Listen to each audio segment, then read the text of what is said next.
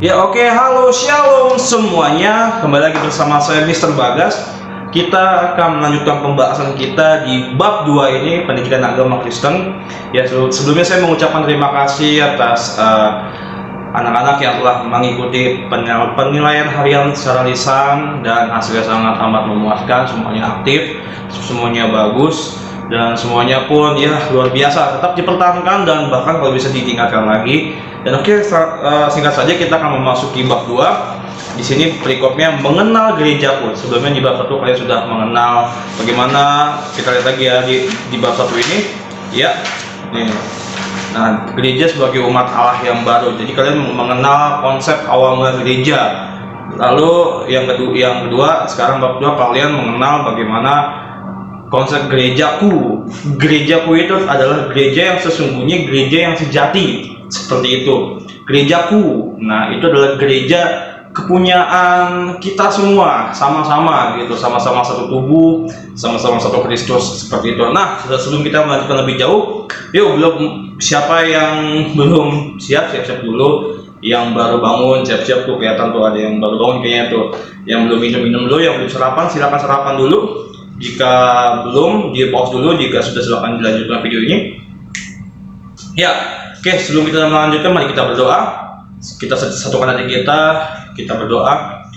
Tuhan Yesus yang baik, terima kasih Tuhan atas karena kasih-Mu dan kemurahan-Mu bagi setiap kami. Tuhan Yesus, kami mau memulai pembelajaran kami tentang, kami mau mengenal gereja kami yang sejati, dan juga Tuhan Yesus berikan kami sebuah pengajaran yang benar, dan berikan kami hikmat, kebijaksanaan, dan juga kecerdasan Tuhan Yesus, dan sehingga kami bisa mengerti apa yang disampaikan oleh Mr. Bagas, dan Kau berkati hamba-Mu dalam perkataan, dalam ucapan bibir, mulut, telinga, hati, pikiran, semuanya Kau rapi, biarkan setiap apa yang disampaikan semuanya berkenan di hati-Mu. Dan Tuhan Yesus, ampuni atas setiap kesalahan kami dan dosa-dosa kami. Tuhan, kami berdoanya di dalam nama Tuhan Yesus, ya.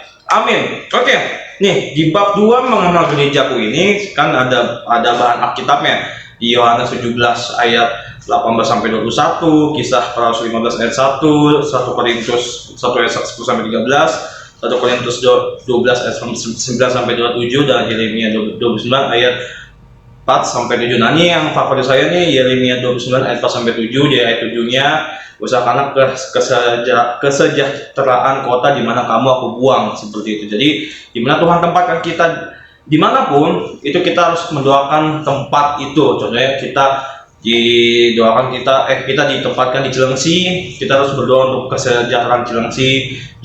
Terus misalkan kalau kalian ditempatkan di mana, entah itu di daerah Bekasi atau daerah Bogor, kalian tetap terus doakan daerah kalian, seperti itu. Entah itu dari minimal dari region RT, perumahan, terus kecamatan, kabupaten, kota, provinsi, bahkan Indonesia.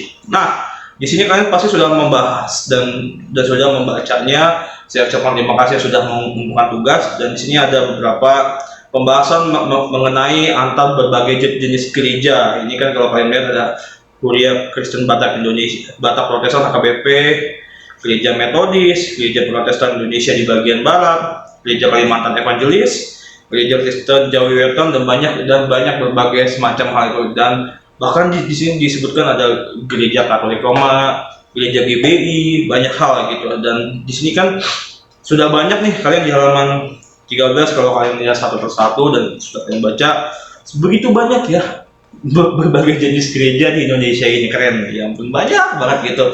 Nah, ini pertanyaan, kenapa bisa banyaknya jenis gereja di Indonesia, kenapa gitu.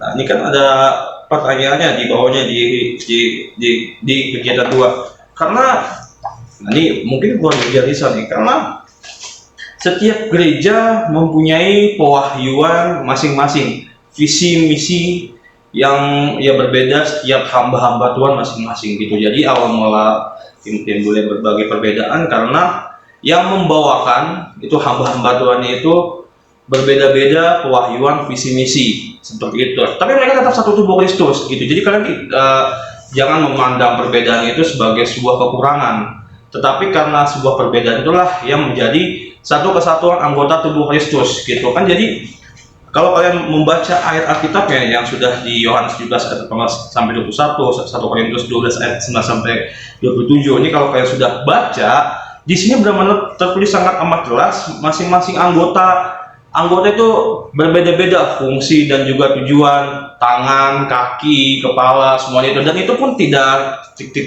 kita pungkiri bahwa kita sangat membutuhkan itu semua gitu. Tidak mungkin kepala bilang, tangan aku tidak membutuhkan kau, kaki aku tidak membutuhkan kau. Nah, siapa yang mau hidupnya tanpa tangan dan kaki? Enggak ada yang mau, kan semuanya lengkap dengan fungsi yang bermasing-masing, dengan kerja yang masing-masing. Begitulah gereja sekarang yang ada di Indonesia, dengan pewahyuan masing-masing, dengan visi yang masing-masing, dengan misi yang masing-masing, antar berbagai gerejanya masing-masing berjalan, tetapi mereka tetap satu tubuh Kristus. Mereka memperkerjakan bagiannya masing-masing. Nah, yang harus kalian pahami adalah begitu banyak beragam perbedaan. Jika kalian tadi melihat berbagai macam-macam gereja, nama gereja di buku ini tadi pembahasan, itulah berbagai macam pewahyuan visi misi dari hamba-hamba Tuhan yang berbeda-beda. Tetapi mereka tetap satu tubuh Kristus, tetap satu tubuh Kristus yang pemimpinnya, kepalanya gitu. Masing-masing anggota-anggotanya itu ya bagian-bagian gereja-gereja yang berbeda-beda itu. Nah, itu tetap untuk kemuliaan nama Tuhan, untuk bagaimana mencari jiwa, untuk bagaimana memenangkan jiwa, untuk memperlebar kerajaan Allah. Nah, tetapi permasalahannya adalah di ayat 14 terjadilah sebuah perpecahan pertama gitu. Makanya pada perjamuan terakhir bersama murid-muridnya, Tuhan Yesus berdoa agar murid-muridnya dan semua pengikutnya tetap bersatu. Dalam doanya Tuhan mengatakan di Yohanes 17 ayat 21, supaya mereka semua menjadi satu sama seperti Engkau ya Bapa, di dalam aku dan aku di dalam Engkau, agar mereka juga di dalam kita, supaya dunia percaya bahwa Engkau yang telah mengutus aku gitu. Jadi kita ini murid Tuhan Yesus itu didoakan supaya menjadi satu kesatuan dulu, satu kesatuan supaya nanti di saat mereka sudah diutus dimanapun itu sudah mengerti dan sudah saling satu kesatuan dengan Allah gitu, satu kesatuan antar dengan misionaris yang lainnya seperti itu, karena sudah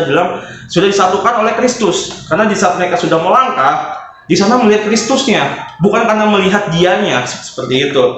Nah, ini mungkin pembahasannya agak berat, tetapi saya harap kalian konsentrasi dan fokus seperti itu. Nih, jadi kalau kalian melihat di paragraf kedua, namun pada kenyataannya juga kita melihat perpecahan pertama nih dalam kisah para rasul di pasal 15, menemukan bagian gereja perdana diperhadapkan dengan sejumlah pertanyaan yang berat gitu, mengancam gereja untuk terpecah. Ini apakah